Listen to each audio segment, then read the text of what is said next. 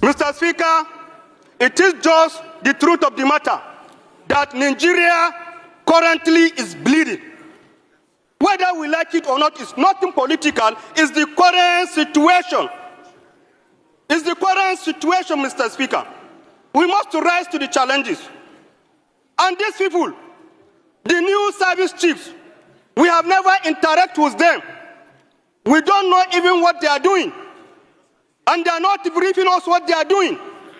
Mr. Speaker, it is the agenda of this House to call the service chiefs. What are you doing that the territory of Nigeria is falling under the terrorists?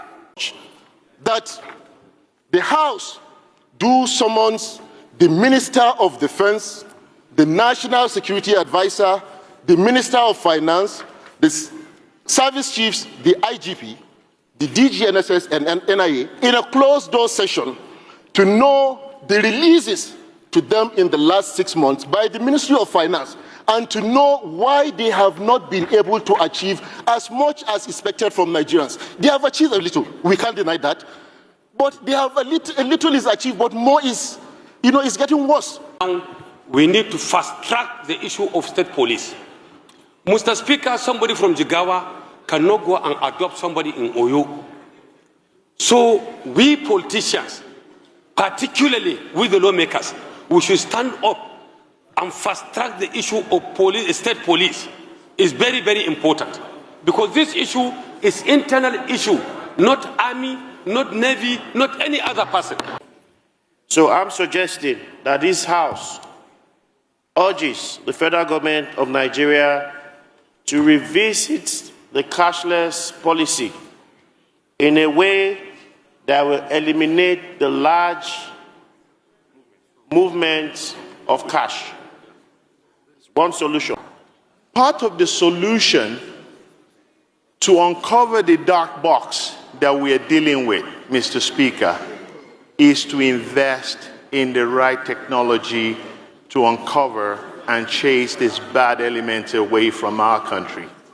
Mr. Speaker, I would like to make an amendment to this motion that will revisit the spending in technology to be able to empower not only our law enforcement, our military, our DSS, and all of the security architecture we have in Nigeria. We need to put the right technology into play. Concerned that continuous unchallenged movement of bandits between the towns, states, and their hideouts severely undermines the credibility of the nation's security. Convinced that if the recurring trend of insecurity and kidnappings in Zamfara State and the entire Northwest is not checked, it will destroy lives and ruin the socio-economic fortunes of the entire Northwest region. You are offended by any publication or defamatory statement, you should go to court where you will put your own reputation in this. You sue for libel, not by using the machinery of the state to intimidate or oppress your opponent. But that is what is going on today. General Babangida was not committed to having an election. He simply wanted to metamorphose from a military dictator to a civilian president. So we had a running battle. As soon as Association for Better Nigeria was born, we rushed to court in Lagos and got an order that body should not sabotage the electoral process. Unknown to us, a case was filed in Lagos, in Abuja here, to stop the election, the June 12, 1993 election. So I rushed to Abuja to serve the order we had obtained in Lagos, to submit it to the court before Justice Basi Ipene. She collected the order and thanked me. But in the night, by 9:30 p.m., there was no light in Abuja. So she used candle to read that dangerous order stopping the election. So we're in trouble. I'm happy Mr. Buhari Bello is here. The then Attorney General Chief Clement Akpambu SAN supported the military and APN that the election.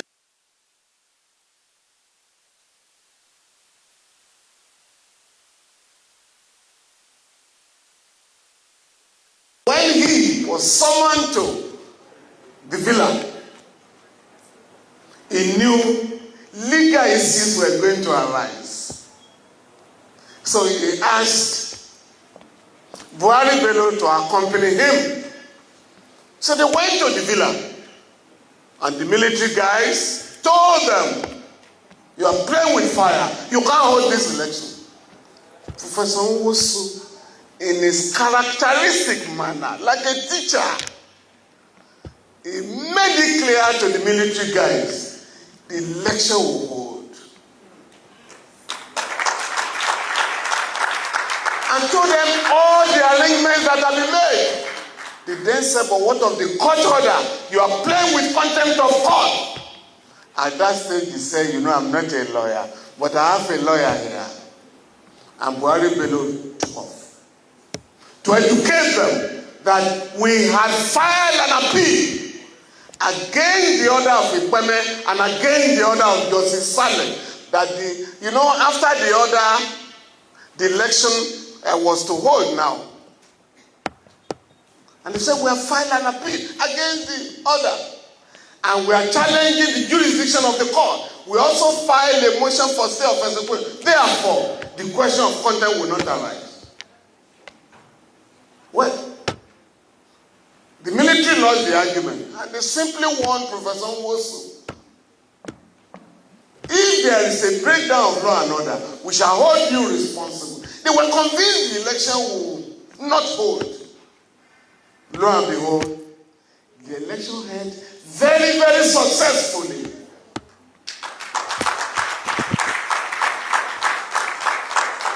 The area that we are never told about, which is relevant to what is going on in our country. I'm not here to deceive you. I've heard a lot of positive things about the political class in Nigeria, how they should emulate Nwosu. No, they are not ready to do that. You just had primaries. Primaries. Those who cannot conduct credible primaries cannot conduct credible elections. You know why the masses voted for Abiola? We were never told. We just were. The election united Nigerians. We didn't know about ethnicity. Beyond that, Abiola campaigned on the basis of fair way to poverty. Abiola campaigned that the resources of Nigeria were sufficient to take care of everybody and banish poverty from the land. He also challenged, surprisingly, a capitalist. Abiola challenged the IMF and the World Bank. Who are you, these guys, to tell us how to govern our country? For which the West never forgave him.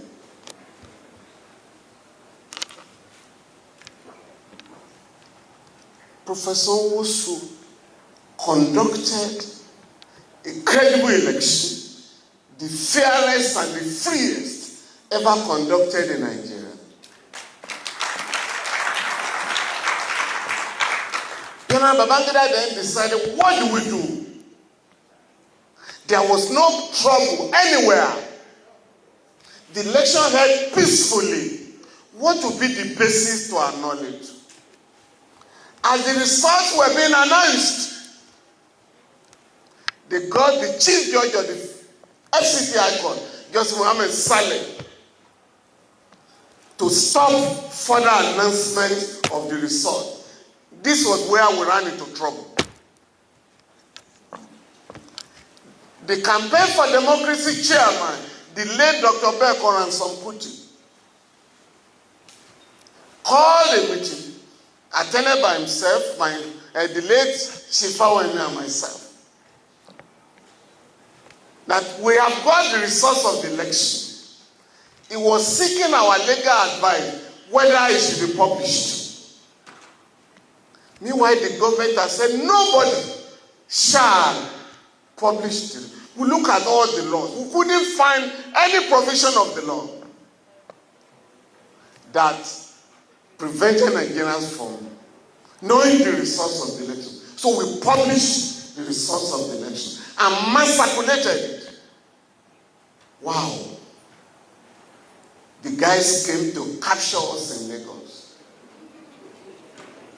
and brought us to Abuja, where we were charged with unlawful assembly. People were already on the street protesting the delay in the announcement of the result. 2, were charged with sabotage of the program. And 3, was charged with sedition. We have no access to lawyers, so the late Chief Fawemi and I appeared for ourselves and our colleague. And while asking for bail, we pleaded with the magistrate, please, can you order the members of the FRC who annulled the election to be brought to your court? Because you have brought the wrong people to the court. Of course, we're entertaining ourselves, we're on our way to jail. But we tried to turn our bail application into the trial of the regime. At the end of the day, the magistrate refused our bail and ordered that we be detained in Kuje prison. Actually, it was one terrible prison in Kefi. People were dying every day. So I ran to the magistrate.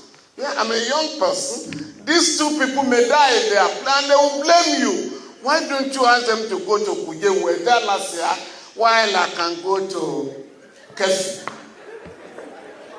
And she was gracious to say, no, you prefer Kuje? I said, yes, my lord. Okay, I will send the 3 of you to Kuje. So when we got our bail in the High Court. But General Babangida said no. If you release these guys, there will be more demonstrations in town. So General Babangida left us in prison. When he left us. It was Shoneko that released us.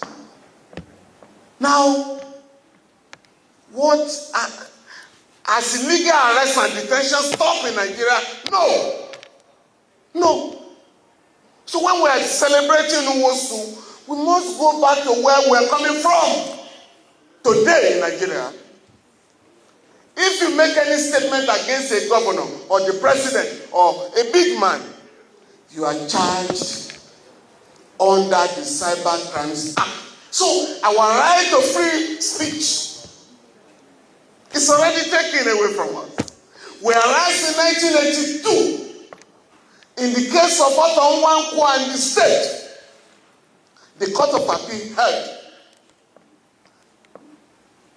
that the law of sedition imported to Nigeria by the colonial regime shall no longer be used to terrorize Nigerians, and that the freedom gained from our colonial master must not be toyed with. If you are offended by any publication or defamatory statement, you should go to court where you will put your own reputation in this. You sue for libel, not by using the machinery of the state to intimidate or oppress your opponent. But that is what is going on today.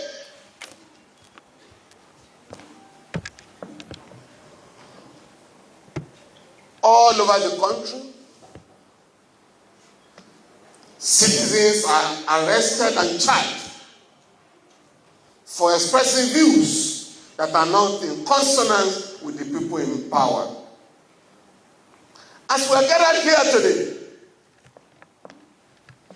many children, school children, are in the custody of criminals, including teachers. One of them has been beheaded in our country. And we're talking of democracy. Can we go to elections under this condition? Nobody is safe any longer. And so, I'm happy the members of the armed forces are here. I defend those of your members who are charged with before court martial in war-related matters. And I've said it publicly, the Nigerian Army has taken part in over 40 peacekeeping operations around the world, organized by United Nations, ECOWAS, African Union, and wherever they went to perform, they did so credibly. They brought laurels, medals for our country. But how can we not expect the same armed forces, not equipped, not motivated, to fight terrorists? And that's why we're in trouble.